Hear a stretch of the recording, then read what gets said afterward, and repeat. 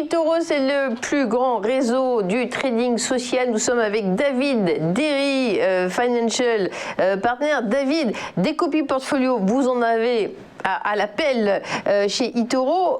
Lequel recommandez-vous d'investir en ce moment sur le marché américain notamment? Alors aujourd'hui on va parler de The Big Banks, qui est comme son nom l'indique un copy portfolio qui sera alloué sur les banques.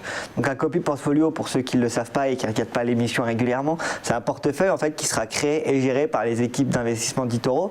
Et là pour le coup c'est un portefeuille thématique avec comme thématique justement les grandes banques. Et donc on va être avec un portefeuille en fait, on va pouvoir s'allouer sur tout le marché des banques sans avoir soi-même à faire le tri, à regarder quelle banque nous plaît plus que les autres ou quelle banque à l'international est intéressante ou pas. Et du coup on a comme ça un portefeuille assez diversifié parce qu'il y a 25 actions de banques. Donc on va retrouver à la fois des banques américaines comme JP Morgan, Bank of America comme je citais. On va retrouver des banques chinoises avec notamment la China Construction Bank, la China Merchants Bank ou autres. Mais aussi on va retrouver des banques européennes comme Santander en Espagne, la Deutsche Bank en Allemagne ou le Crédit Agricole ou la Société Générale en France. Donc on va voir en fait c'est vraiment un portefeuille qui va être alloué sur à la fois différentes banques, mais sur à la fois aussi une différente exposition géographique pour pas être alloué que sur les banques américaines ou que sur les banques asiatiques. Et donc ça permet à la fois d'avoir un portefeuille diversifié, mais un portefeuille thématique sur le secteur des banques.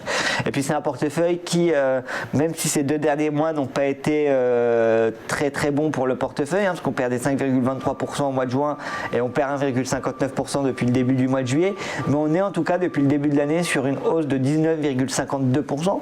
Donc on voit que c'est quand même un portefeuille qui performe assez bien, avec un risque de 4, donc un risque assez modéré, et un drawdown, donc la perte maximale acceptée par la position, qui a été de 2,95% sur une journée et qui a été de 12,26% sur un an. C'est-à-dire qu'au pire des cas, si vous aviez copié cette stratégie, si vous avez investi dans cette stratégie au mauvais moment, vous auriez perdu au maximum sur un an 12,26% pour un profil de gain de 19,52% sur l'année.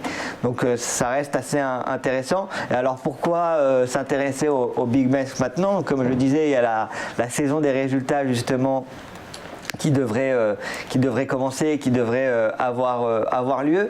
Et donc on attend que les résultats des banques soient quand même assez positifs. Comme je le disais juste avant sur les marchés américains, on anticipe une reprise économique, en tout cas c'est ce que price en ce moment les marchés financiers.